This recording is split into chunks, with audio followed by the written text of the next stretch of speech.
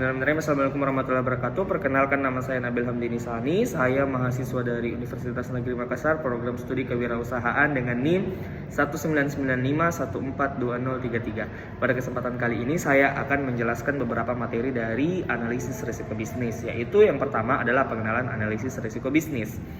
Manajemen risiko adalah proses untuk mengidentifikasi, menganalisa, mengevaluasi, mengendalikan, serta berusaha untuk menekan sebanyak mungkin atau bahkan menghilangkan risiko yang dihadapi oleh pemilik usaha. Manajemen risiko diterapkan oleh para pengusaha untuk mencegah terjadinya kerugian yang merugikan perusahaan. Kemudian ada materi konsep risiko, ketidakpastian, serta sumber dan tipe risiko.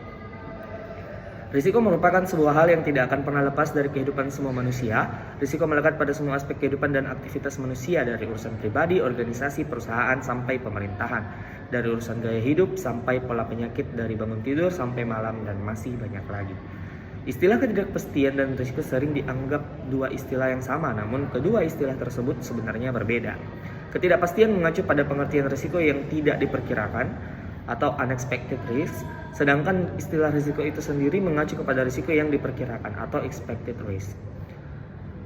Risiko terdapat dua tipe, yaitu risiko murni, di mana merupakan suatu risiko yang jika terjadi akan mengakibatkan kerugian, dan jika tidak terjadi maka tidak akan memunculkan kerugian tetapi juga tidak menimbulkan keuntungan. Yang kedua, risiko spekulasi, yaitu risiko yang berhubungan dengan kejadian dua kemungkinan, yakni peluang mengalami kerugian finansial atau mendapatkan keuntungan. Kemudian, manajemen risiko. Manajemen risiko bertujuan untuk mengelola risiko tersebut sehingga kita bisa memperoleh hasil yang paling optimal. Manajemen risiko pada dasarnya dilakukan melalui proses-proses, yaitu pertama, identifikasi risiko atau mengenali apa risiko yang terjadi. Kedua, evaluasi dan pengukuran risiko, menimbang dan menilai risiko-risiko yang terjadi. Kemudian, pengelolaan risiko, yaitu mengatasi risiko yang telah terjadi. Yang keempat, teknik pengelolaan risiko terdiri dari penghindaran risiko, yaitu risiko yang tidak perlu, risiko yang bisa dihilangkan tanpa ada pengaruh negatif terhadap pencapaian tujuan, bisa dihindari. Kemudian, penanggungan atau penahanan risiko. Alternatif lain dari manajemen risiko adalah perusahaan menanggung sendiri risiko yang muncul.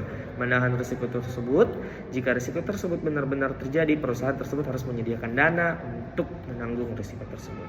Sekian penjelasan dari saya, lebih dan kurangnya mohon dimaafkan. Assalamualaikum warahmatullahi wabarakatuh.